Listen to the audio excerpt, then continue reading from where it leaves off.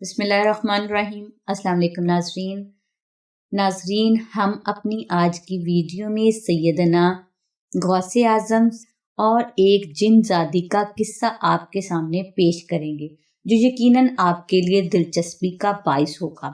ناظرین، منقول ہے کہ سیدنا غوث اعظم نے ایک مرتبہ 40 دن کا چلہ کاٹا اور ارادہ کیا کہ روزہ افطار کرنے کے وقت پانی کے سوا دنیا کے کھانے پینے کی کوئی بھی چیز استعمال نہیں کریں گے، یہاں تک کہ اللہ تعالیٰ آسمان سے کھانا اتارے۔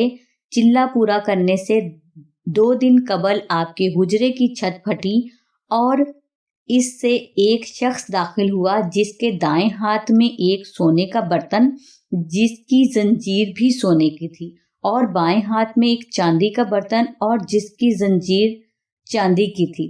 دونوں برتن پھلوں سے بھرے ہوئے تھے۔ اس نے دونوں برتن سیدنا غوث اعظم کے سامنے رکھ دیے۔ آپ نے فرمایا، یہ برتن کیسے ہیں؟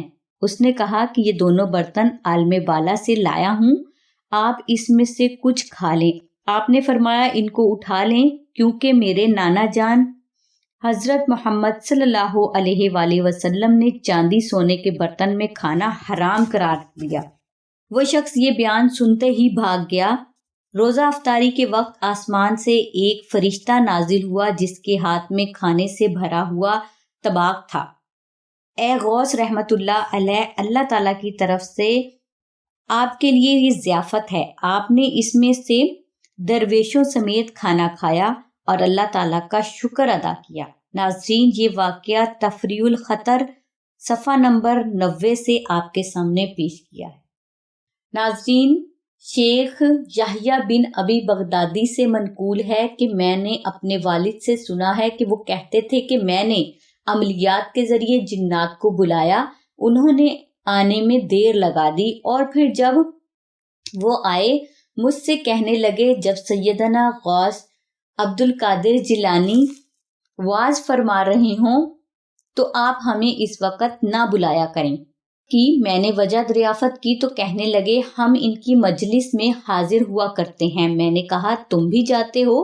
کہنے لگے، ہاں، انسانوں سے زیادہ ہم جنات کا ہجوم ہوتا ہے، اور ہم میں سے بہت سے گروہ ہیں جنہوں نے آپ کے درس الاقدس پر توبہ کی اور اسلام لائے۔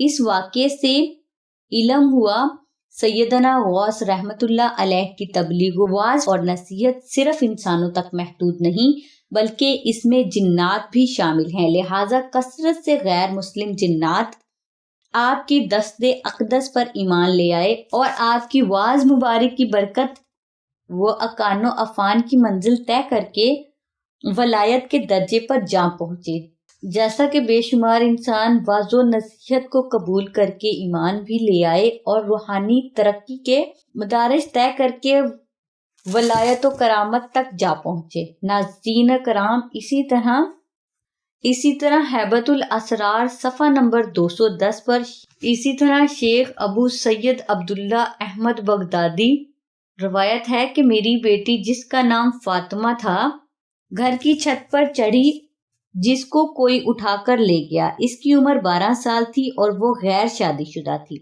میں نے حضرت شیخ سید عبد القادر جیلانی رحمت اللہ علیہ کی خدمت اقدس میں حاضر ہوا اور اس بات کا ذکر کیا۔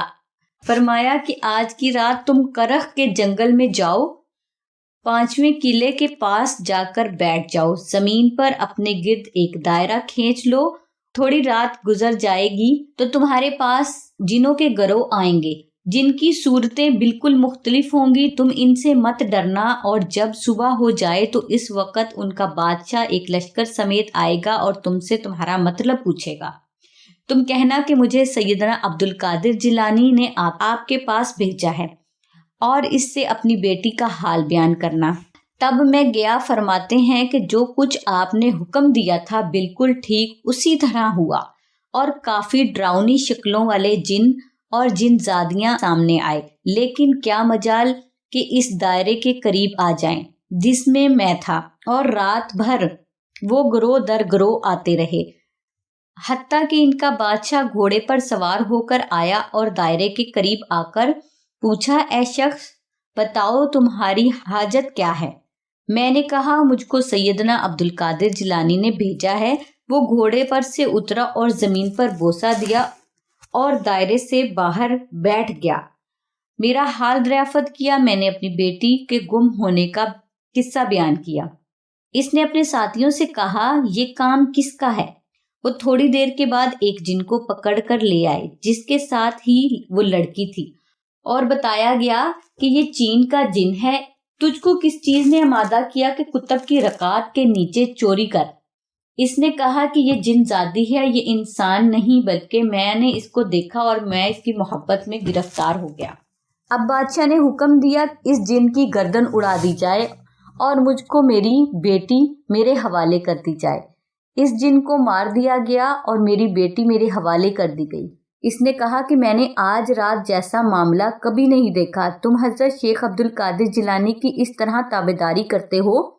اس نے کہا ہاں بے شک، وہ اپنے گھر میں بیٹھے ہمارے جنوں کو دیکھتے ہیں، حالانکہ دور کے رہنے والے ہوتے ہیں جو دیکھتے ہی اپنے مکانوں کی طرف آپ کی ہیبت سے بھاگ جاتے ہیں۔ اور اللہ تعالیٰ جب کسی کو کتب فرما دیتے ہیں، کسی کو اعلیٰ درجہ عطا کر دیتے ہیں، تو اس کو جن و انسان پر بھی غلبہ عطا کر دیتے ہیں۔ ناظرین، سیدنا غوث رحمت اللہ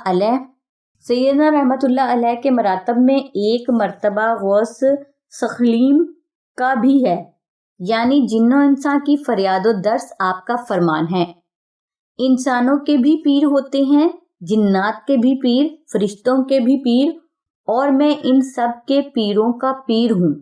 سبحان اللہ۔ محترم ناظرین، یہ شان ہوتی ہے اللہ تعالیٰ کے اولیاء کی۔